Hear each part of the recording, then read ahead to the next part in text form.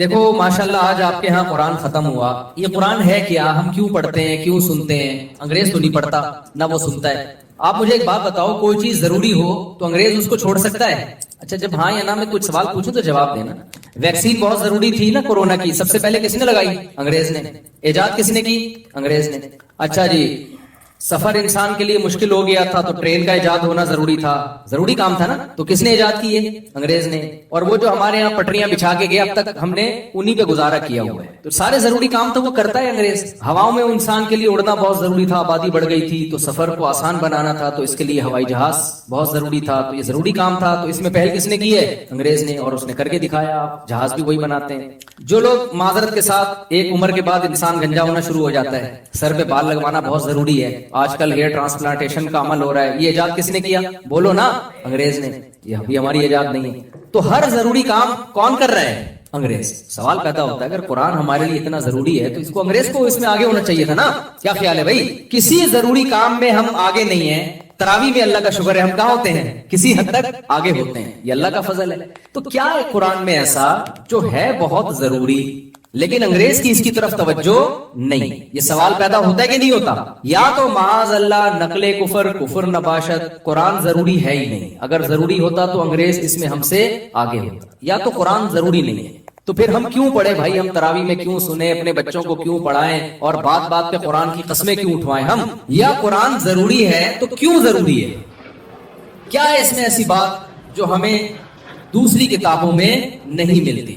تو آج میں تھوڑا سا اس پہ روشنی ڈالوں گا کہ میرے اور آپ کے لیے قرآن پڑھنا، سمجھنا اور اس پر عمل کرنا کیوں ضروری ہے. سمجھتے ہو کہ نہیں سمجھتے بھائی؟ بات اصل میں یہ ہے، دیکھو انگریز ہے کافر، پٹھان لوگ کہتے ہیں کافر کا بچہ. کسی کو طنز کرنا ہوتا ہے نا، کیا کہتے ہیں؟ کافر کا بچہ. تو وہ غیر مسلم ہے. وہ کہتا ہے جو کچھ ہے یہ دنیا ہے، جو کچھ ہے وہ کیا ہے؟ وہ کہتا ہے موت کے بعد زندگی نہیں ہے، ہم مر کے مٹی ہو کے، سینٹنس مکمل کر لیا کریں نا، ہم مر کے مٹی ہو کے ختم ہو جاتے ہیں. لہذا جب دنیا ہی سب کچھ ہے تو اس میں جتنا آگے جا سکتے ہو آگے جاؤ. جو اس دنیا میں آگے نہیں بڑھا وہ ہے ناکام. وہ کیا کہلائے گا؟ ناکام. سکسیس کی ڈیفینیشن انگریز کے نزدیک یہ ہے، آپ کی صحت اچھی ہو، آپ کی جیب میں پیسے ہوں، آپ کی عزت ہو. یہ تین چیزیں جس میں پائی جائیں گی وہ ایک سکسیسفل انسان بولو کہلائے. قرآن کہتے ہیں یہ ڈیفینیشن غلط ہے.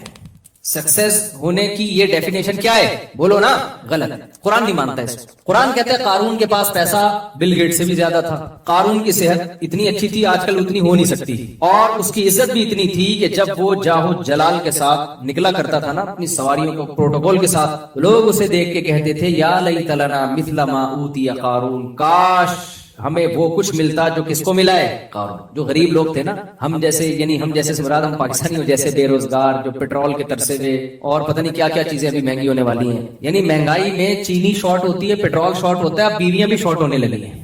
میرے پاس آتے ہیں نا کہ میں بے روزگار ہو گیا تو بیگم نے کوٹ سے کھلا لے کے چلی گئی.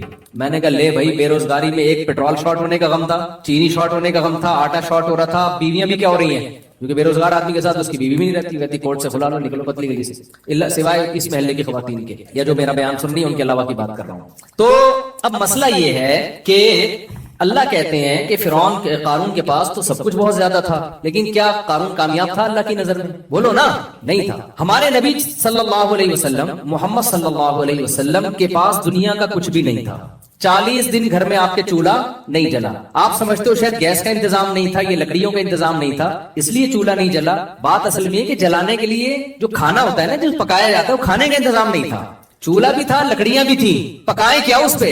کھجوروں پہ گزارا ہو رہا تھا. سمجھ رہے؟ کس پہ گزارا ہو رہا تھا؟ کھجوروں پہ. لیکن دنیا کے سب سے کامیاب انسان کون تھے؟ قرآن کہتا ہے محمد صلی اللہ علیہ وسلم تھے. اس سے ہمیں پتہ چلتا ہے شاید قرآن یہ کہنا چاہ رہا ہے کہ غریب کامیاب ہوتے ہیں. شاید قرآن نے یہ کہا کہ بھئی قارون کے پاس پیسہ تھا، ناکام. محمد صلی اللہ علیہ وسلم اور موسیٰ علیہ السلام کے پاس پیسہ نہیں تھا، اس لیے وہ کیا تھے؟ کامیاب. تو اس سے تو یہ لگتا ہے کہ شاید قرآن یہ کہہ رہا ہے کہ پیسے مت کماؤ. تو جتنے یہاں پروجیکٹ دی کمفرٹ میں چل رہے ہیں سارے بند ہو جانے چاہیے نا. کیا خیال ہے بھائی؟ لیکن نہیں, ہم قرآن پڑھتے ہیں تو قرآن نے کہا نہیں نہیں, سلیمان علیہ السلام کے پاس تو قارون سے بھی زیادہ پیسہ تھا, مگر وہ کیا تھے؟ بولے نا یار آپ لوگ, میں تھوڑی دیر بات کروں گا, میں چاہتا ہوں آپ میرے ساتھ شریک ہوں, یہ ہماری نا آپس میں بات چیت ہو رہی ہے, بیان نہیں ہو رہی. تو قارون کے پاس پیسہ تھا, ناکام. موسیٰ علیہ السلام اور محمد صلی اللہ علیہ وسلم غربت تھی, مگر کیا تھے؟ کامیاب. ہم نے اس سے اندازہ لگایا شاید اللہ کی نظر میں پیسے والے ناکام ہیں اور غریب کیا ہیں؟ کامیاب. لیکن ایک اور مثال قرآن نے دے دی, داؤد اور سلیمان علیہ السلام کے پاس اتنا پیسہ تھا, اتنا پیسہ تھا کہ قارون کچھ بھی نہیں تھا ان کے مقابلے میں. اور ایسے وسائل اور ایسے اسباب, ابھی یہاں کنسٹرکشن کا کام ہو رہا ہے نا, عمیر بھائی نے مزدور لگائے ہوئے, بلڈنگ بن رہی ہے. عمیر شیخانی جو ہمارے دوست ہیں, انہوں نے, میں دیکھتا رہتا ہوں نا, وہاں سے ٹرک آ رہا ہے بجلی کا, وہاں سے یہ آ رہا ہے, وہاں سے یہ آ رہا ہے. سلیمان علیہ السلام ایسے ہی بجلی کے ٹرک منگواتے تھے. سلیمان علیہ السلام کو جب کوئی تعمیراتی کام کروانا ہوتا نا, تو قرآن کہتا ہے جنات کو حکم دیتے. سلیمان علیہ السلام کو نا ملکہ سبا کا تخت چاہیے تھا, عمیر شیخانی صاحب کو چاہیے ہوتا تو کیسے منگواتے ہو؟ ٹرک بھیجتے, ہوائی جہاز جاتے, بحری جہاز جاتے, اور پتہ نہیں کیا کیا ہوتا, پھر 2-3 نٹ بولٹ مل جاتے, اس سے زیادہ اس تخت سے کچھ نہیں ملنے والا تھا. کروڑوں روپے کا, اربوں خربوں روپے کا تخت تھا. سلیمان علیہ السلام نے کہا ایکم یاتینی بعرشھا قبل ان یاتونی مسلمین, جنات سے کہا کہ کون ملکہ سبا کا تخت 2 منٹ میں یہاں اٹھا کے لے آئے گا. تو ایک بزرگ تھے, ان کی کرامت تھی, انہوں نے کہا آپ پلک جھپکنے سے پہلے میں لے آؤں گا, اور یہ کہا اور تخت حاضر تھا سامنے. ہر چیز سلیمان علیہ السلام کو اللہ نے دی, پرندوں کی بولیاں سکھائیں, ایجنسی کا کام پرندوں سے لے رہے ہیں, مضبوط طاقتور جنات ان کے تابع بنا دیے, اور لائف اسٹائل بھی بہت شاہانہ. جب پیسہ دیا تو اسٹائل بھی کیسا تھا؟ شاہانہ, بہترین تاج, بہترین تخت. یہ جو لوگ کہتے ہیں نا کہ یہ پیسہ ہو اور رہو غریبوں کی طرح, یہ اسلام کا حکم نہیں کہ لگژری گاڑی میں کیوں گھوم رہا ہے. بھائی اگر پیسے ہیں تو لگژری گاڑی میں ہی گھومنا پڑے گا آپ کو. ہمارے نبی کے پاس پیسہ آیا تو آپ نے صبح آیا تو شام سے پہلے خرچ کر دیا, شام کو آیا تو صبح سے پہلے خرچ کر دیا, تو آپ نے غربت کو اختیار کیا. اسلام میں اس کی کوئی مثال نہیں ملتی کہ پیسہ ہو اور رہو غریبوں کی طرح. میں سمجھا پا رہا ہوں اپنی بات؟ یا تو رکھو ہی نہیں پیسہ, صبح آیا تو شام سے پہلے سارا صدقہ کر دو, پھر شام کو کھانے کے لیے روٹی نہیں ہے. لیکن ایسا توکل کسی میں آج کل ہوتا نہیں ہے, اور نہ ہونا بھی نہیں چاہیے. یہ اسلام کا حکم بھی نہیں ہے, یعنی ہونا تو چاہیے لیکن اس پر عمل نہیں کرنا چاہیے اس طریقے سے. نبی صلی اللہ علیہ وسلم نے کیوں کیا, اس پر ایک مستقل بیان ہے میرا بھی, یہ موقع نہیں ہے. لیکن نبی نے پیسہ رکھا نہیں ہے, تو شریعت اس کی اجازت نہیں دیتی کہ آپ پیسہ رکھیں اور رہیں کس طرح؟ غریبوں کی طرح رہیں. بے شمار پیسہ ہے اور پھٹے ہوئے کپڑے پہن رہے ہیں, پیون. میں نے ایسے کروڑ پتی لوگوں کو دیکھا, بھائی تیرے کپڑے پھٹے ہوئے کیوں؟ کہہ رہے نبی نے پیون زدہ کپڑے پہنے ہو. بھائی نبی کے پاس تو پیسے نہیں تھے, صبح آئے تو صدقہ کر دیا نا, تو جو کپڑا ملا آپ نے پہن لیا. تمہارے پاس تو بینکوں میں کروڑوں روپے رکھا ہوا ہے, تم پھٹے پرانے کپڑے کیوں پہن رہے ہو بھائی؟ اچھا یہ پہلے زمانے میں ہم کہتے تھے کپڑے پہنے, اب جس کے پاس جتنا پیسہ نا وہ کپڑے نہیں پہن رہا. اب کیا ہو رہا ہے معاملہ, یعنی جتنا پیسہ آئے گا نا کپڑے مارکیٹ سے کیا ہوں گے؟ اسٹائل ہے بھائی. غریب لوگ کپڑے پہنتے ہیں, اب تو ایک آدھ چٹی مٹی پہن کے نا مالدار آدمی کہہ رہا ہے یار اسٹائل ہے ہمارا, یہ کپڑے وپڑے تو غریبوں کا کام ہے پہننا. خیر میرا موضوع نہ کہیں چینج ہو جائے نا, میں اس لیے ذرا کوشش کر رہا ہوں کہ وہ, یعنی مالدار خواتین کے کپڑوں پہ پیسہ بہت لگتا ہے مگر کپڑا نہیں لگتا. یعنی مالدار خواتین جو ہے نا, آپ ذرا پوش علاقے میں چلے جائیں تو مالدار اور ماڈرن جو بڑے گھروں کی خواتین ہیں, ان کے کپڑوں پہ پیسہ دبا کے لگے گا مگر کپڑوں پہ کپڑا نہیں لگے گا. کپڑا نہیں ہوگا اس میں, مگر جتنا ہوگا اس پہ پیسہ بہت لگے گا. خیر تو میں یہ کر رہا تھا کہ ہم سلیمان علیہ السلام کا جب لائف اسٹائل دیکھتے ہیں تو بڑا شاہانہ لائف اسٹائل ہے بھائی. اور بات جب کر رہے ہیں نا ملکہ سبا سے, جس کو اللہ نے اتنا بڑا تخت دیا, تو بات بھی ایسے کر رہے ہیں کہ جو ایک شاہانہ اسٹائل ہوتا ہے. ملکہ سبا کو پیغام بھیجا کہ انسان کی بچی بن کے چلی آ, ایک ریاست ہے وہ, ایسے جیسے آج امریکہ بات کرتا ہے. جنرل مشرف کو فون کیا تھا اور جنرل مشرف نے فوراً اڈے حوالے کر دیا نا. اسٹائل ہے نا امریکہ کا. کوئی غریب ملک اس اسٹائل میں بات کر سکتا ہے؟ نہیں کر سکتا. پیسہ ہوتا ہے, دولت ہوتی ہے, تو اسٹائل چینج ہو جاتا ہے. تو امریکہ کا اسٹائل چینج تھا. اس نے کہا بھائی یہ جنرل مشرف سے کہا ورلڈ ٹریڈ سینٹر تباہ ہو گیا, کائنڈلی آپ اپنے اڈے دے دیں ہمیں. تو مشرف صاحب نے پوچھا کہ اگر نہیں, تو انہوں نے کہا نو کا آپشن نہیں, دینے پڑیں گے آپ کو. انہوں نے کہا ٹھیک ہے سر لے لیں. اس کے بعد جب پھر وہ وہاں گئے تو 20 سال جو انہوں نے جو ان کے ساتھ ہوا, پٹھانوں کی ان سے ملاقات ہوئی امریکن آرمی سے. پٹھانوں نے ان کے سارے اگلے پچھلے گناہ معاف کروا کے ان کو واپس بھیج دیا کہ کائنڈلی آپ واپس تشریف لے جائیں, آپ غلط جگہ آ گئے معذرت کے ساتھ.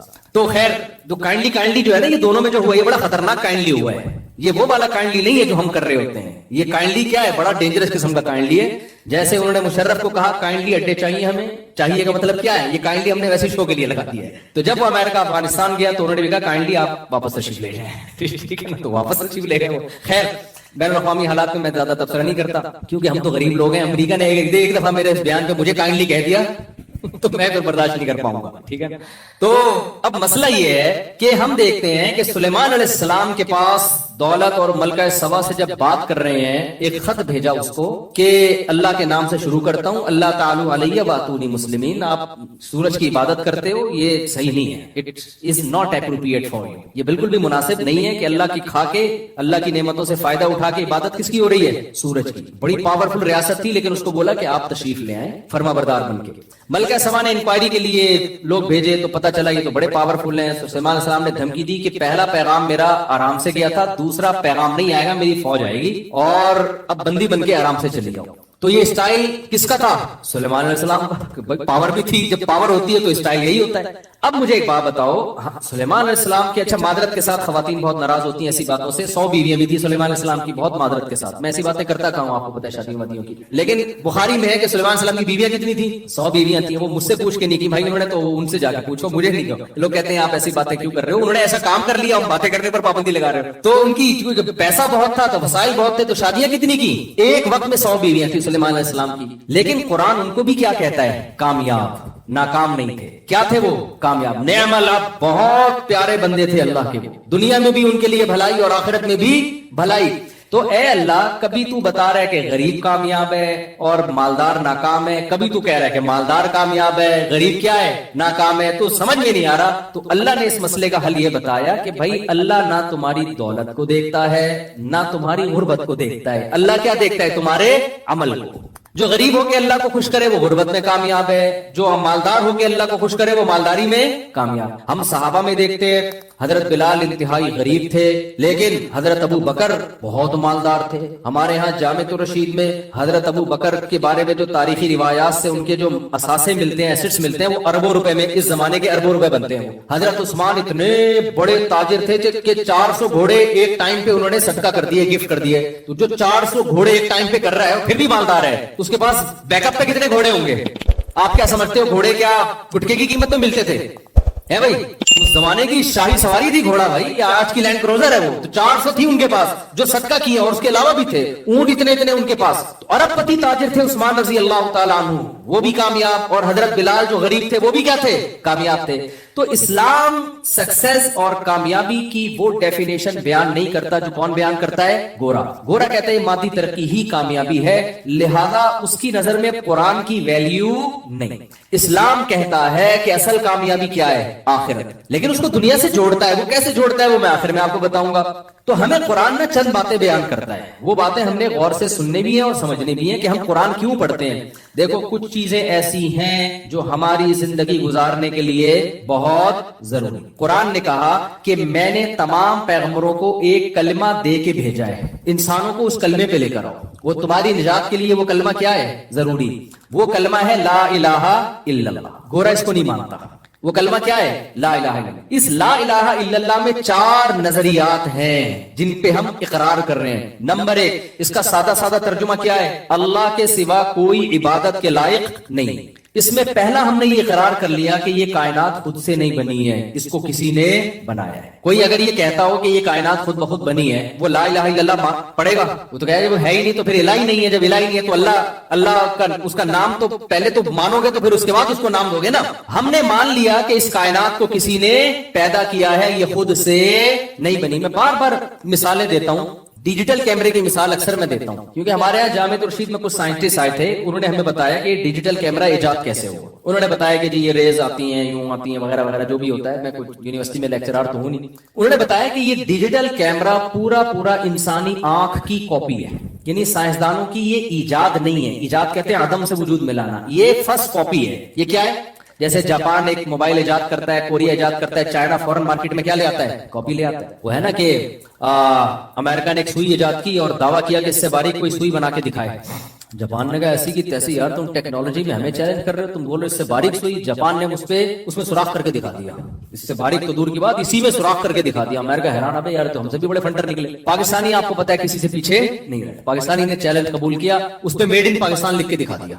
यानी इतनी बारीक सुई पे लिख के दिखा दिया यार। लिखा क्या है? Made in Pakistan. तो अब आप मुझे बताओ, ओरिजिनल बनाना मुश्किल है, ये कॉपी?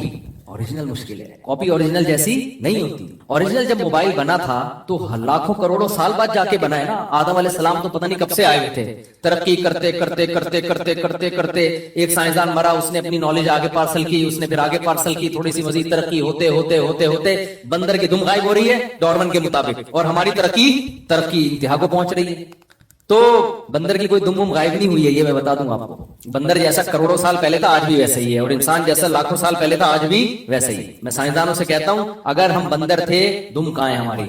या तो हमें दुम चाहिए या दुम के पैसे चाहिए हमें। सही बात है ना यार, क्या बात है, पूरा पार्टी आपने गायब कर दिया हमारा यार। तो ना दुम दे रहे हो ना दुम के पैसे दे रहे हो। तो खैर मैं ये आपसे अर्ज कर रहा था, मेरी स्पीड थोड़ी तेज है ताकि जल्दी बयान खत्म हो जाए। तो मैं ये अर्ज कर रहा था आपसे कि देखो ये जो डिजिटल कैमरा है ये इंसानी आंख की कॉपी है। ये मैं अपनी तरफ से नहीं कह रहा, मैंने साइंसदानों से सुना है, जो यहीं के साइंसदान है लेकिन उन्हीं को पढ़ा हुआ है उन्होंने। अब आप मुझे बताओ, ये जो कॉपी वाला डिजिटल कैमरा है जिससे ये वीडियो रिकॉर्ड हो रही है, आप अपने प्रोफेसर साहब से, लेक्चरार से पूछें या साइंसदान से पूछें ये कैसे बना। वो कहे खरबों साल में गिलासेस यूं यूं होते होते जल बुन के एक ऐसी मशीन इत्तेफाक से वजूद में आ गई, फिर करोड़ों साल में उसकी फिनिशिंग होते होते ये बन गया। मान लोगे आप? बोल लो ना यार, क्या हो गया? नहीं मानो यार, कॉपी खुद से नहीं बना रहे आप, और जो ओरिजिनल है उसके आप कह रहे हो कि एक सेल था और वो तरक्की करते करते खरबों साल में एक बंदर बन गया, फिर इंसान बन गया, ये आंख बन गई। ये नहीं हो सकता, खुदा की कसम। खरबों साल में भी एक आंख जो ओरिजिनल डिजिटल कैमरा है वो खरबों साल में भी वजूद में नहीं आ सकती।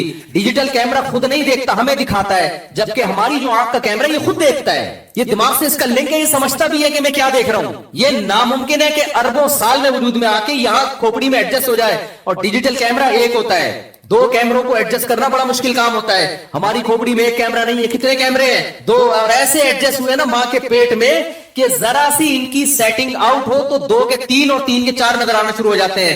कौन था मां के पेट में कि मां रोटी खा रही है, गोश्त खा रही है? कौन है मां के पेट में जो बच्चे की आंखें बना रहा है और वर्नियल कैलिपर के जरिए उसको जनाब उसकी पुतलियों को एडजस्ट कर रहा है? कौन था मां के पेट में? खुदा की कसम ये खुद बखुद नहीं हो सकता।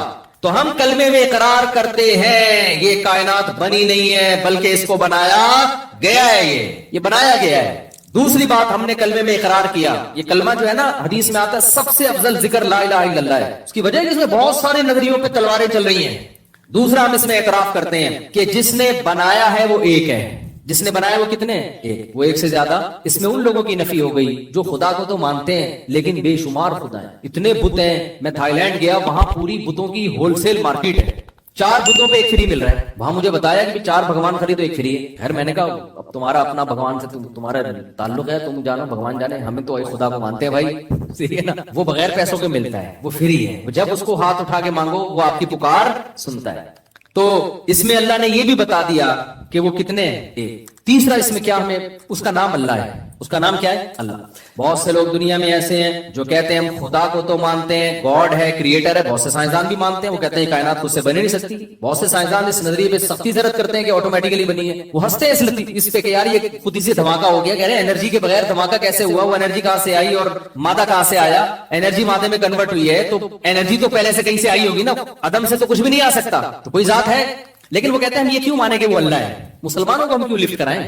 मैं समझा पा रहा हूं अपनी बात। भाई हम क्यों माने कि अल्लाह है? बस है, कोई खुदा है, क्रिएटर है, बनाया है, उसका नाम अल्लाह, ये हमें कहां से पता चल गया? क्योंकि अगर वो मानेंगे कि वो अल्लाह है तो फिर कुरान मानना पड़ेगा, पैगंबरों को मानना पड़ेगा, फिर नमाज है, फिर ज़कात है, फिर मौलवी को भी बीच में लाना पड़ेगा कि तलाक हो गई है कि नहीं हो गई है, विरासत में किसका है, ये कितनी शादियां कर सकता हूं, कितनी नहीं कर सकता। वो कहते हैं ये तो रियासत बताएगी आपको, मौलवी से क्यों पूछ रहे हो? तो ये सारे ना लवाजिमात उसके बीच में आ जाएंगे। तो उन्होंने कहा वो है मगर वो अल्लाह बोलो नहीं। हम उनसे कहते हैं कि देखो एक खुदा वो है जो अपने बंदों से ताल्लुक रखता है, जिसने मूसा कलीमुल्लाह को भेजा, जिसने आदम को भेजा, नूह अलैहिस्सलाम को भेजा, जो कलाम नाजिल करता है तौरात की शक्ल में, इंजील की शक्ल में, कुरान की शक्ल में, उसमें हमें पूरा उसका इंट्रोडक्शन मिल रहा है। ये भी पता चल रहा है कि ये इसका तारुफ क्या है, अल्लाहु ला इलाहा इल्ला हुवल हय्युल क़य्यूम। जब हम पूछते हैं कि तेरा तारुफ क्या, वो कहता है मैं वो जात हूं जिसके सिवा कोई इबादत के लायक नहीं, ला ताखुदुहु सिनतुन वला नौम, उसे ना नींद आती है ना ऊंघ आती है, लहू मा फिस समावाति व मा फिल अर्द, सारी कायनात का तने तनहा मैं मालिक हूं, यालमु मा बैना अयदीहिम अयदीहिम मा खल्फहुम, जो हो चुका, जो हो रहा है, जो होगा, सब कुछ जानता हूं मैं। किन बातों से खुश होता हूं ये भी बता रहा है, किन बातों से नाराज होता हूं ये भी बता रहा है। वो कह रहा है कि मैं तौहीद से खुश होता हूं, कोई मेरी इबादत करे, इताअत करे, इससे खुश होता हूं, कोई मेरे लिए गरीबों को खाना खिलाए, इससे खुश होता हूं, कोई घर में मुस्कुरा के दाखिल हो, इससे खुश होता हूं, बदअखलाक लोगों से खुश नहीं होता, जिना करने वालों से खुश नहीं होता, सूद खाने वालों से खुश नहीं होता। वो पूरा अपना इंट्रोडक्शन करवा रहा है। उसका नाम है अल्लाह। अल्लाह के अलावा अगर कोई और खुदा है तो वो चुप बैठा हुआ है। वो हम अंग्रेज से पूछते हैं अगर अल्लाह के अलावा कुछ और है तो वो क्या कह रहा है? वो कहने कुछ भी नहीं कह रहा। वो कौन सी किताब है भाई जिसमें उसके हकाम लिखे हैं? कह रहे कोई किताब नहीं है। हम कहते हैं यार मुझे एक बात बताओ, एक मुल्क ने 2 सफीर भेजे, एक सच्ची मुच्ची का सफीर है। अमेरिका ने 2 सफीर भेजे आपके पास, एक है सच्ची मुच्ची का और एक है झूठी मुट्ठी का। सच्ची मुच्ची का आके आपको पेपर बता रहा है कि अमेरिका ने ये पैगाम भेजा है कि अड्डे दे दो हमें वरना ऐसी की तैसी कर देंगे, या कोई और अच्छा पैगाम ले आओ ना, हमें धमकियां क्यों लेकर आ रहा है? अमेरिका ने कहा कि मैं आपकी हुकूमत अब गिर रही है, पेट्रोल से सुना कि बीवियां भी मार्केट से स्टार्ट होने लगी आप लोगों की, तो अब मैं आपको IMF से कर्जा दिलवा रहा हूं। वो पूरा एक उसके पास पैकेज है और उसके पास सनद है, स्टैंप है, सब कुछ है। दूसरा घुन्ना बना हुआ है चुप, वो बोल ही नहीं रहा कि ये झूठ बोल रहा है, मैं हूं अच्छा, मैं सही हूं, मैं असल सफीर मैं हूं। वो क्या बना हुआ है? वो चुप करके बैठा हुआ है। हम तो भाई फिर उसी सफीर से डीलिंग करेंगे यार जिसके पास पेपर भी है, ऑर्डर भी है। अब जब ये ओरिजिनल सफीर चला गया तो झूठी मुठी वाले ने बोला कि असल तो मैं था, हम रख के थप्पड़ लगाएंगे नहीं लगाएंगे? अब तू बता रहा है घंटे से तो वो तकरीर कर रहा है। मैं इससे एक और अच्छी चुटकुले वाली मिसाल बताता हूं। हमारे एक दोस्त की शादी नहीं हो रही थी, ये मिसाल जल्दी समझ में आएगी आप लोगों को। वो मुझे ले गए कहीं पैगाम, पुरानी बात है 2006 की बात है मेरा ख्याल है। वो मुझे ले गए सिफारिशी बना के। अब मैं मौलवी था तो मैं नहा धो के साफ सुथरे सफेद कपड़े, कॉटन कलफ पहने, मैंने कहा थोड़ा लड़की के अब्बा पे रोक पड़ेगा, सिफारिश कबूल करेंगे मेरी। पगड़ी छगड़ी बांध के मैं चला गया। अब वो घरेलू कपड़ों में, अब मैं जब जाके बैठा हूं तो लड़की के अब्बा समझ रहे हैं कि मैं आया हूं अपने रिश्ते के लिए, तैयार मैं हुआ था। अब वो मुझसे बात कर रहे हैं, बेटा आपकी तनख्वाह कितनी है? मैंने कहा यार मुझसे पता नहीं क्यों पूछ रहे हैं तनख्वाह कितनी है। 2-3 सवाल किए तो मैंने फौरन कह दिया हजरत मैं इनके रिश्ते के लिए आया हूं। मेरा फर्ज बनता था ना, मैंने फौरन कह दिया मैं नहीं हूं, कौन है? ये है। अगर मैं गुंडा बन के तनख्वाहें बताता रहता और ये है और यूं है और घंटा और पूरी में डिटेल बताता, वो कहते चलो मेरी तरफ से कबूल है, फिर मैं आखिर में कहता कि असल में तो ये है, वो रख के थप्पड़ लगाते कि नहीं लगाते कि अगर असल ये है तो तू पहले सवाल में ही बता देता ना, घंटे से क्यों बैठा हुआ है? तो ना मेरी होती ना उसकी होती, हुई तो फिर भी नहीं किसी की, लेकिन एक बात कर रहा हूं मैं, न मेरी होती ना उसकी होती।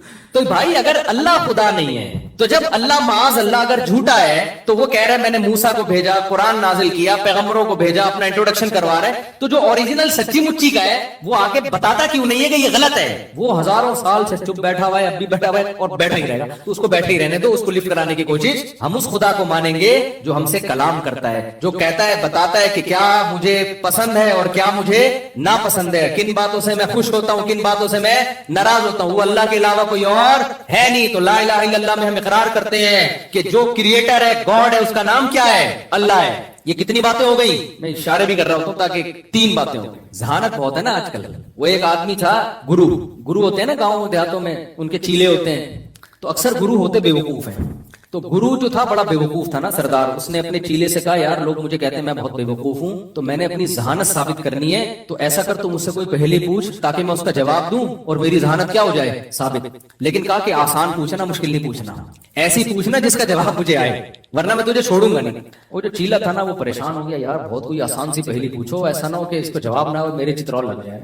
तो उसने कहा कि भाई देख, अच्छा सराइकी में है ये लतीफा, असल में मुझे पूरी सराइकी आती नहीं, लेकिन हमारे हजरत सुनाते थे तो सराइकी जुबान में। तो उसने कहा कि भाई देख, एक मखलूक है, जानवर है, पूंछ घुमेंदी है, चूल्हे के गिर्द घूमती है और मियाऊ मियाऊ करेंदी है। अब इतनी वाज़ेह बात करती है ना, चूल्हों के गिर्द घूमती है, पूंछ घुमेंदी है और मियाऊ मियाऊ करेंदी है। इसका ख्याल था। अब तो जवाब उसने कहा मुर्गा कुकेड़। अब ये टेंशन में आ गया यार, अब मैं अगर बोलूंगा जवाब गलत है तो मैं क्या करूंगा? मैं तो पिटूंगा टाइट तरीके से। अब ये था बड़ा होशियार ना, इसने कहा हुजूर लगता है किसी ने दसिया है, किसी ने बताया है, ये जवाब खुद से नहीं इंसान के दिमाग में। इतनी जहानत मैंने किसी इंसान में ऐसी जहानत नहीं, ये लगता है हुजूर किसी ने बताया है आपको। हुजूर कहते हैं नहीं, अक्ल की दौड़ है भाई, ये अक्ल की दौड़ है, किसी ने बताया नहीं। तो इसलिए मैं जब कहता हूं ना कितने हो गए, तो मैं यूं कर रहा हूं तो आप गलत जवाब न दे दो। फिर भी अगर गलत हो तो पहला इससे क्या साबित होता है भाई? पैदा किसने किया? किसी ने पैदा किया है। नंबर 2 वो अकेला है। नंबर 3 उसका नाम क्या है? अल्लाह। इस कलमे में हम इकरार करते हैं। चौथा, बाज लोग कहते हैं ठीक है जी हम मान लेते हैं कोई क्रिएटर है, कोई खुदा है, चलो मान लिया, उसका नाम क्या है? अल्लाह है। तो करें क्या? है तो है भाई, उसने पैदा किया, हम लाइफ को एंजॉय करें। हम इसमें इकरार करते हैं ला इलाहा इल्लल्लाह, उसके सिवा कोई माबूद नहीं, यानी वो तो माबूद है। माबूद किसे कहते हैं? जिसकी गुलामी इख्तियार की जाएगी, ہم نے مان لیا کہ وہ ہے تو اب اسی سے پوچھ کے زندگی گزارنی ہے. ساری باتیں کس کی فالو کرنی ہے؟ غلام کی اپنی کوئی مرضی نہیں ہوتی. وما خلقت الجن والانس الا لیعبدون. میں نے پیدا کیا اپنی غلامی کے لیے. ہر کام مجھ سے پوچھ کے کرنا ہے. ایک طرف آپ وکیلوں کو بلاتے ہو, یار میں یہ یہاں زیادہ تر ٹھیکیدار لوگ ہی ہیں نا کنسٹرکشن کرنے والے, یار میں تھوڑا سا یہ گیلری بڑھانا چاہتا ہوں, لیگل ہے کہ انلیگل ہے؟ پوچھ رہے ہوتے ہیں کہ نہیں ہوتے؟ ویسے تو پاکستان میں پوچھنے کی بالکل بھی ضرورت نہیں ہے, لیکن پھر بھی احتیاطاً کیا کرتے ہیں, بعض پوچھ لیتے ہیں لوگ, یار میں یہ کام کرنے جا رہا ہوں, یہ لیگل ہے کہ انلیگل ہے؟ یار میں نے یہ کرنا ہے, یہ لیگل ہے کہ انلیگل ہے؟ چرسی پوچھ رہے ہوتے ہیں کہ یار میں یہاں سٹا پی سکتا ہوں یا کھلے عام بیٹھ کے, یا مجھے پائپ میں برساتی نالے میں لیگل ہے پاکستان میں نے دیکھا ہے برساتی نالے میں آج کل, پہلے تو سیلابی ریلے آیا کرتے تھے, اب وہ ریلے کہیں اور سے جا رہے ہوتے ہیں. نالوں کے اندر کون بیٹھا ہوتا ہے؟ میں ولاگ بھی بناتا ہوں نا, تو میں نے کچھ دن پہلے چرسی دیکھے بیٹھے ہوئے, میرے خیال ہوا ولاگ بنا کے ڈالوں, بتاؤں کہ ہمارے حکمران کیا کر رہے ہیں, لیکن میں نے اس لیے ڈالے کہ سارے چرسی پہنچ جائیں گے. اچھا یہ بہترین لوکیشن مفتی صاحب نے بتائی ہے یار, ہمیں تو پتہ ہی نہیں تھا یہاں سب کا اجتماع ہوتا ہے, تو جو ہے نا اس لیے میں نے نہیں بنایا تھا وہ. خیر, تو ہم نے کیا اقرار کیا کہ وہ معبود بھی ہے, اس کی عبادت کی جائے گی. عبادت کا مطلب صرف نماز روزہ نہیں ہے, ہر بات میں پہلے پرمیشن کس سے لینی ہے؟ اللہ سے. تو میرے بھائی قرآن سے پتا چلتا ہے کہ جو لا الہ الا اللہ کا زبان اور دل سے اور عمل سے اقرار کرتا ہے, یعنی پریکٹیکلی اپنے آپ کو خدا کے حوالے کرتا ہے, وہ ہے کامیاب. اور جو اپنے آپ کو خدا کے حوالے کرنے کے لیے تیار نہیں ہے, میرے بھائی وہ کرونا کی 10 ویکسینیں لگا لے, ٹھیک ہے نا, 90 سال زندگی گزار لے, اللہ کہتا ہے انما تکونوا یدرککم الموت, چاہے تم چاند پہ بھی پہنچ گئے نا, آنا کہاں ہے؟ قبرستان. یہاں سے تو قبرستان ویسے بھی بہت قریب ہے, آنا کہاں ہے تم نے؟ میرے پاس آنا ہے, چھوڑوں گا نہیں. اور تم جو یہ کہتے ہو, پھر کچھ کلمے کے لوازمات ہیں جو قرآن نے بیان کیے. ہم کہتے ہیں اے اللہ ہم تو مر کے ختم ہو جاتے ہیں, تو تیرے پاس آئیں گے کب؟ اللہ نے کہا جو خدا پانی کے قطرے میں جان ڈال کے انسان بنا سکتا ہے, وہ انسان کو دوبارہ بھی پیدا کر سکتا ہے. سورہ یاسین کا آخری رکوع پڑھیں. رسول اللہ صلی اللہ علیہ وسلم اللہ کے سفیر تھے, پیغمبر تھے. آپ نے بتایا کہ میں نہیں کہتا, اللہ کہتا ہے کہ تم مرنے کے بعد دوبارہ زندہ ہو کے خدا کے سامنے کھڑے ہوگے. مشرکین نے مذاق اڑایا. ایک مشرک نے کیا کیا, ایک پرانے قبرستان گیا اور سڑی ہوئی بوسیدہ ہڈی, صدیوں پرانی بھربھری ہڈی, وہ نبی کے پاس لے کر آیا اور کہنے لگا من یحیی العظام وہی رمیم, بھلا جب یہ ہڈیاں سڑ جائیں گی تو ان کو کون زندہ کرے گا؟ یہ زندہ ہوگی. مذاق اڑانے کے لیے نا, یہ آپ اس کو خدا دوبارہ انسان بنائے گا. وہ اعتراض کر رہا تھا نبی پر, مگر نبی نے جواب نہیں دیا. کیوں؟ نبی کا کام ہے اللہ کا پیغام پہنچانا. نبی نے یہ تھوڑی کہا تھا میں زندہ کروں گا. نبی خاموش ہو گئے, بھائی جس پہ اعتراض تو اللہ میں بنتا ہے, مجھ پہ تو بنتا ہی نہیں ہے. تو اللہ نے سورہ یاسین کا آخری رکوع نازل کیا. اس میں کیا حکم دیا؟ اولم یر الانسان انا خلقناہ من نطفہ, کیا انسان دیکھتا نہیں ہے ہم نے پانی کے قطرے سے پیدا کیا اس کو. ذرا اس کو چاہیے وہ پانی کا قطرہ نبی کے پاس لے کر آئے اور کہے کہ اس قطرے کو کون انسان بنا سکتا ہے. تو نبی کیا کہیں گے؟ تو بھی اسی سے بنا ہے اور ساری دنیا اسی سے بن رہی. یہ قطرہ ہے جو ماں کے رحم میں جب ماں روٹی کھاتی ہے, اسی روٹی سے اس قطرے میں آنکھ بھی بنتی ہے, ناک بھی بنتی ہے, دل بھی بنتا ہے, دماغ بھی بنتا ہے, جگر بھی بنتا ہے, پورا جسم تیار ہوتا ہے. پھر جو ہے آپ کا ہارٹ جو ہے وہ پمپنگ کرنا شروع کرتا ہے. دماغ کی بڑی لمبی نسیں, اتنی لمبی پائپ لائنیں دماغ میں کہ یہاں سے لے کے جاؤ اور چاند سے گھما کے نیچے لے آؤ. ایسی پائپ لائنوں کو جس میں بلڈ سرکولیٹ کرتا ہے, اللہ گچھا بنا کے بچے کی کھوپڑی میں فٹ کر دیتے ہیں. اور یہ بن کس سے رہا ہے؟ روٹی سے جو ماں کھا رہی ہے, کھجور سے, روٹی سے, دودھ سے, دہی سے, جو کچھ کھا رہی ہے سب چیزوں سے بچے کی کنسٹرکشن ہو رہی ہے. آپ سیمنٹ بجری سے تعمیر بنا سکتے ہو, خدا کی قسم کوئی ایسا میٹیریل نہیں ہے جس سے ماں کے پیٹ میں بچہ بنا دو. اللہ روٹی اور چاول سے کیا بنا رہا ہوتا ہے؟ اس بچے کی آنکھیں, ناک, دل, دماغ, جگر بنا رہا ہوتا ہے, اور پھر اس کو ماں کے پیٹ سے نکالتے ہی ماں کی چھاتیوں میں دودھ پیدا کر دیتا ہے. یہ بتاتا ہے کہ جس روٹی سے اس کی کنسٹرکشن ہو رہی تھی, اسی روٹی سے اب کیا پیدا ہوگا؟ دودھ پیدا ہوگا. اور پیدا کس وقت ہوگا؟ نہ اس کی ولادت سے پہلے نہ بعد میں. جب بچہ پیدا ہوا اب ضرورت ہے, اب اسی روٹی سے دودھ بننا شروع ہو جائے گا. تو اللہ کہتے ہیں اے نبی اس کو بتا دیجئے, اولم یر الانسان, کیا انسان دیکھتا نہیں ہے ہم نے اس کو پانی سے بنایا, فاذا هو خصیم مبین, ایسا بنا کہ آج جھگڑا کر رہا ہے. قال من یحیی العظام وهي رمیم, بنانے والے کو کہہ رہا ہے کہ میں دوبارہ مر گیا تو کون زندہ کرے گا مجھے؟ بنا کس سے؟ پانی سے بنا. اور ایسا کانفیڈنس, اتنا کانفیڈنٹ ہے کہ کریٹر پہ اعتراض کر رہا ہے بھائی. ونسی خلقہ, اور اپنی پیدائش کو بھول گیا. تو قرآن کہہ رہا ہے قل یحییھا الذی انشأھا اول مرہ, اس کو بتا دے وہی کرے گا جس نے پہلی مرتبہ پیدا کیا ہے. तो मेरे भाई गोरा इन चीजों को नहीं मानता, लेकिन हम जो बात कर रहे हैं हम गोरे की नहीं कर रहे, हम इस कायनात को बनाने वाले की कर रहे हैं। बनाने वाले पर कभी मखलूक को तरजीह मत दो। गोरा खुद क्रिएटेड है, बनाने वाला नहीं है। बनाने वाला अपने बारे में बता रहा है कि मैं दोबारा भी बनाऊंगा, पहली दफा जिसने बनाया दोबारा भी पैदा करेगा। तो कामयाबी का क्या मतलब है भाई? जो अल्लाह की मान के चलेगा वो क्या है? कामयाब। अब इस्लाम आपको तरक्की से नहीं रोकता, लेकिन ये तरक्की बाउंड होगी इस्लामी शरीयत की हुदूद में। आपने तरक्की भी आखिरत के लिए करनी है, वो भी आखिरत के लिए करनी है आपने। तो हमारी कामयाबी में असल क्या है भाई? बोलो ना, आखिरत है। असल है खुदा को राजी करना। नमाज के ममनू औकात कौन कौन से हैं? नफिल नमाज के ममनू औकात कौन कौन से हैं? ताहिर अंसारी फरांस से। देखिए, नमाज के जो ममनू औकात हैं, एक तो ये है कि सूरज का जरा सा किनारा निकल जाए, यानी जो जब फजर की नमाज कज़ा होती है ना, जिस टाइम पे सूरज जरा सा निकल जाए तो अब मकरू वक्त शुरू हो गया, जब तक कि वो एक नेज़े तक नहीं पहुंच जाता, यानी उस इतना बुलंद ना हो जाए कि उसकी में जो है ना थोड़ी सी चमक पैदा हो जाए। जो पाकिस्तान और हिंदुस्तान में तकरीबन 15 से 20 मिनट का टाइम होता है ये, और दूसरे मुल्कों में ज्यादा भी हो सकता है, नॉर्वे में हो सकता है बहुत ही ज्यादा हो, लेकिन वहां के हकाम अलग हैं। तो यानी सूरज में थोड़ी सी तेजी पैदा हो जाए तो उस वक्त फिर आप नमाज पढ़ सकते हैं। दूसरा मकरू वक्त है जब सूरज बिल्कुल सर पे पहुंच जाए, जिसको जवाल का वक्त कहते हैं। तो ये तकरीबन 10 मिनट का है, यानी अगर टाइम लिखा है ना जवाल का वक्त 12:30, तो समझ लें कि 12:25 से 12:35 तक मकरू वक्त है, यानी 5 मिनट पहले और 5 मिनट बाद में।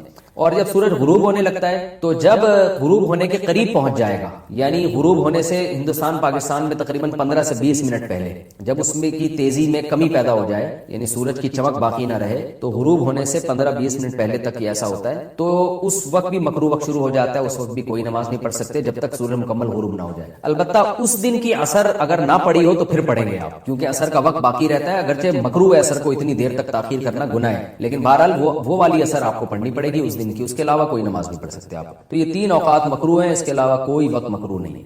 जवाल के वक्त कुरान पढ़ना, क्या जवाल के वक्त कुरान पढ़ सकते हैं? ज़ेबा गुल लंदन से, जी हाँ पढ़ सकते हैं। घर में मरहूम वालिदैन की तस्वीर लगाना, घर में मरहूम माँ की तस्वीर, माँ से अकीदत और मोहब्बत की खातिर घर में लटकी हुई है, क्या इस जगह नमाज हो जाएगी? अदनान यासीन कराची से।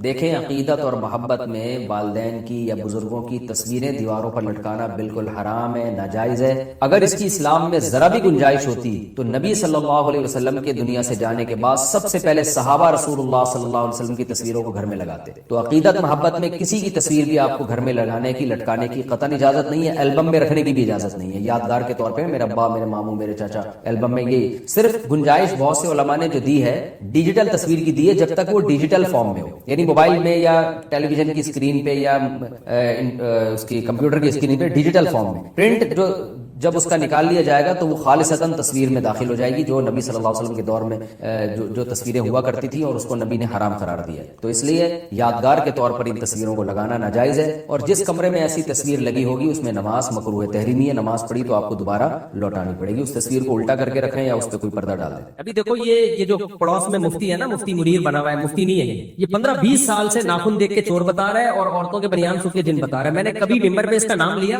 बताओ। मैंने आमिलों के खिलाफ जनरली बोलता हूँ, मैं कभी नाम लेके नहीं रद्द करता। इसको कुछ मसला हो गया है, इसके सॉफ्टवेयर अपडेट करने की जरूरत है। हर बयान में मुझे वाजिबुल कत्ल करार दे रही है। आज जुम्मे के बयान में फिर इसने बयान किया है कि मुफ्ती तारिक मसूद वाजिबुल कत्ल है। इसको तकलीफ किस बात की है? मैं नाम इसलिए ले रहा हूँ कि बहुत ज्यादा हर जुम्मे के बयान में इसका टॉपिक ही यही है। तो इसको तकलीफ किस बात की है? मैंने इसके बारे में, और मैंने भी बोला जब इसने मेरे खिलाफ बोलना शुरू किया, वाजिबुल कत्ल वाजिबुल कत्ल। पहली बात तो कि जो भी किसी को वाजिबुल कत्ल कह रहा है ना, जो भी मजहबी स्कॉलर, उसको बोलो खुद जाके कत्ल करो, खुद जाओ। अपने मुरीदों को बेवकूफ बनाने की कोशिश मत करो। जेल की सलाखें वो काटते हैं, फांसियों के फंदों पे वो लटकते हैं, और हीरो तुम बन जाते हो। तुम सिर्फ जनाजा पढ़ाने आओगे हीरो बनने के लिए। तो ये काम जो भी जब आइंदा जुम्मे की तकरीर में बोले ना वाजिबुल कत्ल है गुस्ताख, तो बोलो सर आप जिसको गुस्ताख समझते हैं ना वो इधर ही करीब में रहता है, आप काइंडली ये हिम्मत करें जाके, फिर हम आपका जनाजा पढ़ाएंगे। अगर हुकूमत ने आपको फांसी पे लटका दिया या मुफ्ती साहब के गार्डों ने आपको मुकाबले में शहीद कर दिया, तो मुफ्ती साहब के जनाजे में हम नहीं आएंगे, लेकिन हम आपका जनाजा पढ़ाएंगे। आप शहादत شہادت کے مرتبے پہ پہنچو گے تو سر یہ کام آپ کریں. یہ تو اس کا اصل جواب ہو گیا کہ جمعے میں نا جب بھی آئندہ دوبارہ وہ بولے نا گستاخ واجب القتل ہے تو آپ کھڑے ہو جائیں, آپ بولے سر یہ کام آپ کریں, یہ پسٹل ہم آپ کو دیتے ہیں.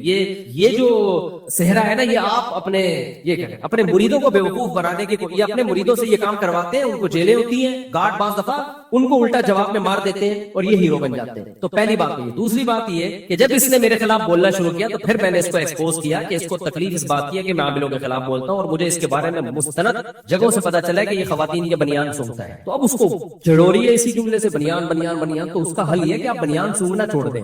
آپ کی عزت اس میں نہیں ہے کہ آپ میرے خلاف باتیں کرنا شروع کریں, آپ کی عزت اس میں ہے کہ بنیان سونگنے والا کام بولو چھوڑ. لیکن غیرت ہوگی تو یہ کام چھوڑے گا. ان کا دھندا بنیان سے چلتا ہے. تو وہ بھی بے غیرت ہے جو اپنی بیویوں کے بنیان ان لوگوں کو لا کے یا عورتوں کے بنیان سنگھاتے ہیں یا اپنے بنیان سنگھاتے ہیں, اور جو سونگتا ہے اس کا تو امیون سسٹم بہت ہی بوسٹ کیا ہوا ہے, تو ان کو تکلیف اس بات کی ہے. تو اس لیے میں اس کو کہہ رہا ہوں کہ شرافت سے باز آ جا, ورنہ سافٹ ویئر اپڈیٹ کرنا ہمیں بھی آتے ہیں, ٹھیک ہے نا. اور اصل بات یہ کہ بنیان چھوڑ دے. جب تو بنیان سونگنا چھوڑ دے گا تو ہم بولنا بھی چھوڑ دیں گے. اور تو ہم تو بول رہے ہیں تیری وجہ سے, دفاع میں بول رہے ہیں, ورنہ بنیان سونگنے والے تو ہزاروں پڑے ہوئے. ہم نے کبھی بولا کسی کا نام لے کے کسی کے خلاف, یہ مسئلہ. خیر اب کہاں ہم نکل لیے, آگے چلتے ہیں میرے بھائی. جلدی سے 5 منٹ میں یہ مکمل کرتا ہوں موضوع. تو اللہ نے فرمایا وَلَا تَقْتُلُوا النَّفْسَ الَّتِي حَرَّمَ اللَّهُ إِلَّا بِالْحَقِّ, کسی انسانی جان کو قتل مت کرو. وَمَنْ قُتِلَ مَظْلُومًا, اگر کسی نے تمہیں قتل کر دیا ہے یا تمہارے کسی ریلیٹو کو, تو خود سے یہ نہیں کہ قاتل کے بھائیوں کو قتل کر دیا, دشمنیاں بڑھا دی. فَقَدْ جَعَلْنَا لِوَلِيِّهِ سُلْطَانًا, تو ہم نے مقتول کے ولی کو قدرت دی ہے کہ وہ قاتل کو قتل کر سکتا ہے. فَلَا يُسْرِفْ فِي الْقَتْلِ, لہذا قتل میں حد سے تجاوز نہ کرے. کیا مطلب؟ قاتل کو صرف قتل کرنے کی اجازت ہے قصاصاً, چاہو تو دیت لو یا اس کو قتل کرو. قاتل کے علاوہ کسی اور طرف جانے کی اجازت نہیں. بعض علاقوں میں ایسا ہوتا ہے قاتل, آپ کے ابا کو کسی نے قتل کیا, آپ نے کہا قاتل مل گیا تو ٹھیک ہے اس کو مار دیں گے, وہ نہیں ملا تو اس کے بھائی کو مار دیں گے, وہ نہیں ملا تو اس کے چاچا, جو ملا اس کو مار. یہ بعض علاقوں میں ہوتا ہے, یہ ناجائز ہے بھائی.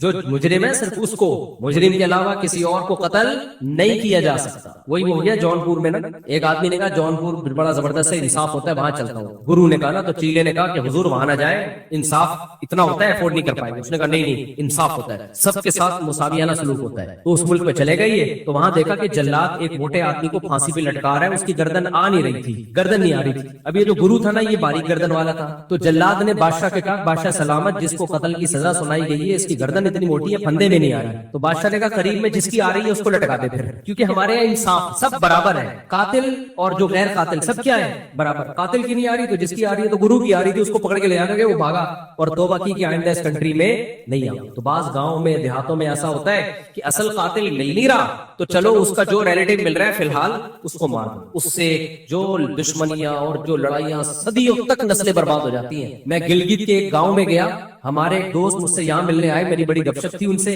جب میں گیا تو انہوں نے مجھے بلایا کہ آپ آئیں, ایک پوائنٹ طے ہوا کہ وہاں تک آپ آ جائیں, یہاں تک میں آؤں گا, ملاقات ہوگی. میں نے کہا اکیلے آ رہے ہوں گے, دیکھا 50 بندے کلاشن کوفے لے کے ان کے ساتھ. ابے میں نے کہا کیا ہو رہا ہے بھائی, میں تو آپ سے ملاقات کے سلسلے میں حاضر ہوا ہوں, یہ مجھے اغوا کرنے آئے ہو, کیا کرنے آئے ہو؟ میں پہلے تو ڈر گیا. اچھا ان کی تھی بھی ماشاءاللہ 4 بیویاں, یہ موضوع سیٹ کے بعد ابھی معذرت چاہتا ہوں. تو 4 بیویوں کا فائدہ یہ ہوا کہ ان کے بیٹے پوتے داماد سارے کلاشن بردار, پوتے وہ سارے وہ آئے ملنے کے لیے. میں اکیلا باریک سا, میں بیٹھا ہوں ان کے سامنے, وہ میرے سامنے. اس زیادہ کیمرے کا دور تھا نہیں اس وقت, 2000 میرا خیال ہے یہ 11 یا 12 کی بات ہوگی. تو میں نے کہا یہ سب کیا ہے؟ کہتے ہیں یار وہ ہماری دشمنی ہے, کیا کریں, اس کے بغیر ہم کہیں جا نہیں سکتے. میں نے کہا دشمنی نہیں کریں, ہمارے باپ نے فلانے کے چاچے کو مارا تھا, تو اس کے پھپھے نے ہمارے نانے کو مار دیا, تو ہمارے نانے نے اس کی پھپھو کو مار دیا, تو اس کی پھپھو نے اس کے دادا کو مار دیا, تو اس کے دادا نے اس کے بھتیجے کو مار دیا. تو کہہ رہے ہم لوگ کے سسٹم یہ ہے کہ جو ملے مار دو. تو میں نے کہا آپ نے بھی کوئی مارا؟ کہہ رہے میں نے تو نہیں مارا, میرے فلاں نے مارا تھا, تو وہ تو مل نہیں رہا, پتہ نہیں کہاں دبئی بھاگ گیا, کہاں بھاگ گیا, تو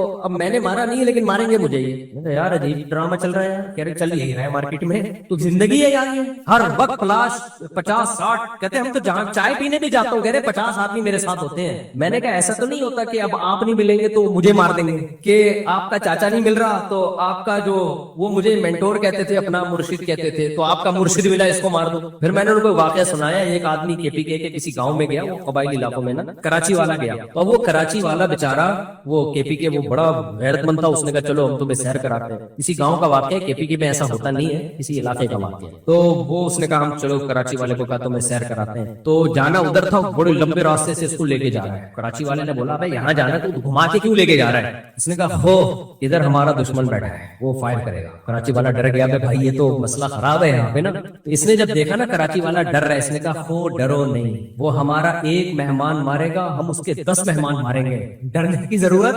اب بتاؤ اس سے ڈر کم ہوگا یا بڑھے گا؟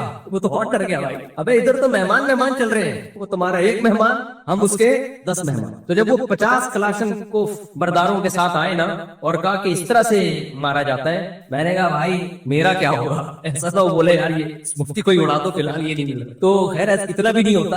اچھا ایک بات ہے, ان علاقوں میں علماء کی بڑی قدر ہے, اور صرف علماء کی وجہ سے امن قائم ہے, صرف علماء کی وجہ سے. اگر علماء نہ ہوتے نا تو کٹ کے ختم ہو. وہ آتے آخر میں مولوی کے پاس ہی ہے کہ مولوی کا جو فیصلہ ہوگا وہ مانیں گے. مذہب کی بڑی عزت ہے, یہ بھی ایک پازیٹو چیز ہے, لیکن بھائی مذہب کو پورا فالو کرو. اللہ قرآن میں کہہ رہا ہے کہ قاتل کے علاوہ کسی سے دست درازی کی تمہیں اجازت نہیں ہے. بس ایک دو آیتیں پڑھ لیتا ہوں میں.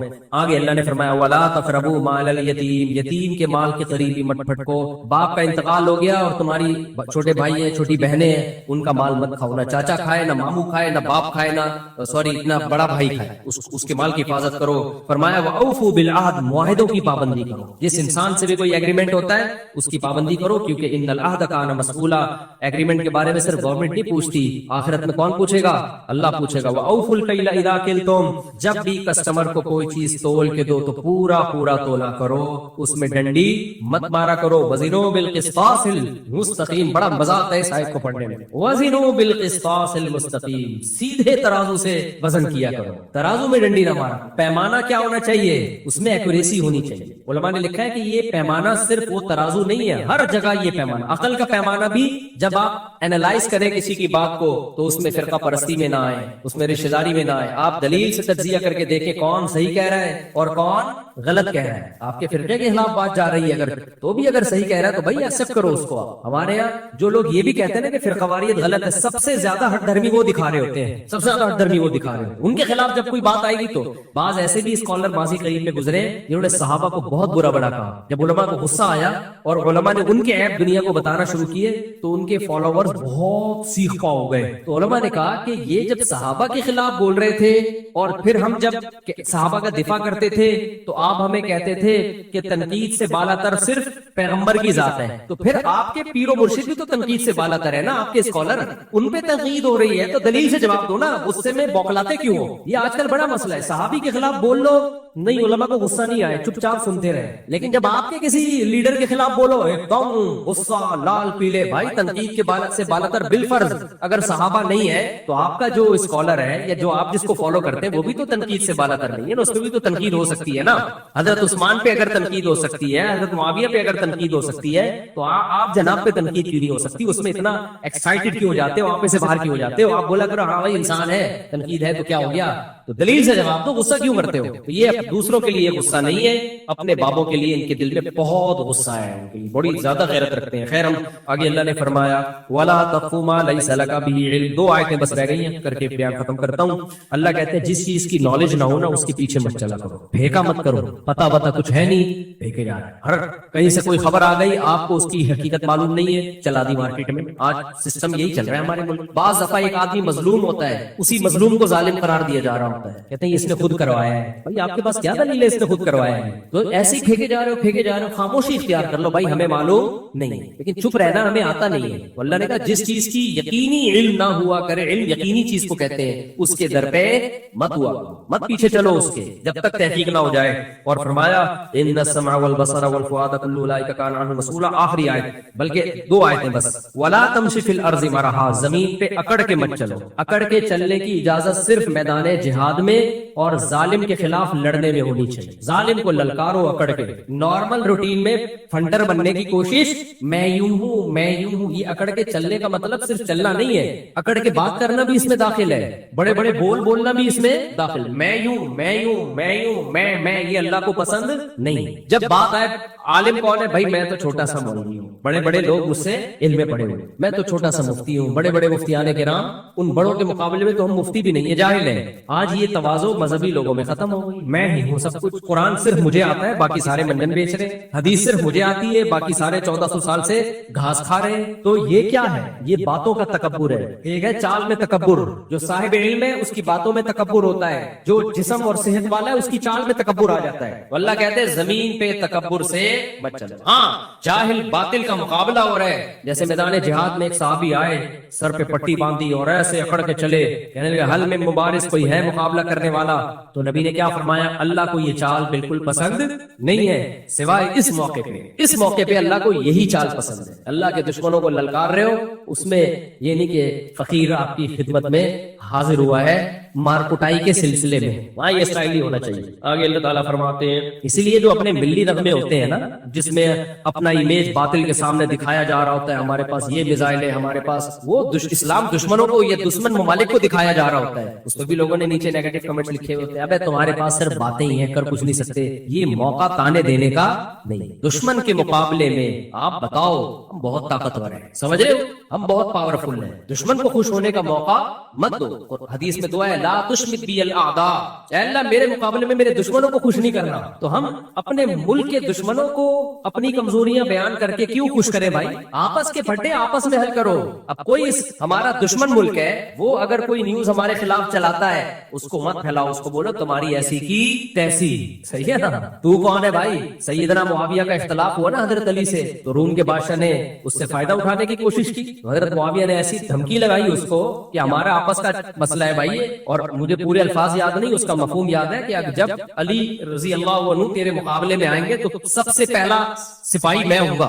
ہم آپس کے پھڈوں میں یار ہم دوسرے دشمن ملکوں کو خوش کر رہے ہیں, وہ کہہ رہے ہیں یہ صحیح ہے بھائی, ترنے والا ہے ان کو کھا جاؤ. تو اس میں اپنے کنٹری پہ سمجھوتا نہیں کرنا چاہیے. آگے چلتے ہیں, بس یہ آخری آیت. اللہ نے سب کچھ کہہ کے آخر میں ایک بات بتائی کہ بھائی تکبر مت کرو. ذالک مما اوحی ربک من الحکمہ الیک ربک من الحکمہ, کہ یہ حکمت کی باتیں. وقضى ربک الا تعبدوا سے اللہ نے شروع کی اور یہاں تک فرمائے سب حکمت کی باتیں ہیں.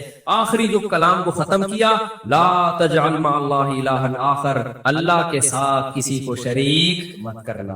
توحید سے اللہ نے اس رکوع کو شروع کیا اور ختم بھی کس پہ؟ توحید پہ. اس کا 2 دفعہ حکم دیا کیونکہ ساری نیکیوں پہ پانی پھر جائے گا اگر شرک کر کے آئے. بعض لوگ ماں باپ کے ساتھ بڑے اچھے, سخاوت بہت زیادہ, بہت اللہ اللہ, کبھی یتیم کا مال نہیں کھایا انہوں نے, وہ بہت پیارے, پولائٹ, میٹھے, نبی کی محبت بھی بہت, لیکن یا اللہ کے ساتھ یا رسول اللہ مدد کے نعرے بھی لگاتے ہیں. اس لیے اللہ نے کہہ دیا اگر شرک کر لیا فتلقى فی جہنم ملوما مدحورا, دھتکار کے ملامت زدہ بنا کے تجھے جہنم میں پھینکوں گا, میں ساری تیری نیکیوں کو برباد کروں گا. میرے ساتھ کسی کو شریک کیا, اللہ غیرت والا ہے, وہ شرکت برداشت نہیں کرتا. چاہے ماتھے پہ اتنے موٹے موٹے سجدوں کے محراب ہو, ساری زندگی عبادت میں گزری ہو, ماں باپ کی خدمت میں گزری ہو, سخاوت کے دریا ہو, اللہ کی یاد میں روتے رہتے ہو, اللہ کہتے ہیں میرے ساتھ کسی اور کو یا مدد کہہ دیا نا, مدد کے نعرہ لگا دیا, عبادت کر لی, معبود بنا دیا, زبان سے نہیں عمل سے بتا دیا کہ میں اس کو بھی معبود سمجھتا ہوں, شرک کیا, اللہ کہتے ہیں اٹھا کے سب نیکیاں برباد کر کے جہنم کا ایندھن بنا دوں گا, میں نہیں چھوڑوں گا. اس لیے شرک بہت ہی غلیظ اور بری چیز ہے. اللہ ہم سب کو بچائے. وقت کافی ہو گیا, کل انشاءاللہ پھر سبحان اللہ وبحمدہ. میں نے اس کا سوال یہ تھا کہ شوہر نے 2 طلاقیں دی ہیں اور بیوی کہہ رہی ہے 3 طلاقیں دی ہیں, بیوی کے پاس کوئی گواہ نہیں ہے. اب گواہ نہیں ہے تو مفتی تو شوہر کی بات کوئی بولے گا بھائی گواہ نہیں ہے, تو ایسے تو کوئی بھی عورت کہہ دے. لیکن عورت کو اگر 100% یقین ہے کہ شوہر جھوٹ بول رہا ہے تو عورت کسی بھی طرح سے اس سے الگ اختیار کرے, اس کو قریب نہ آنے دے.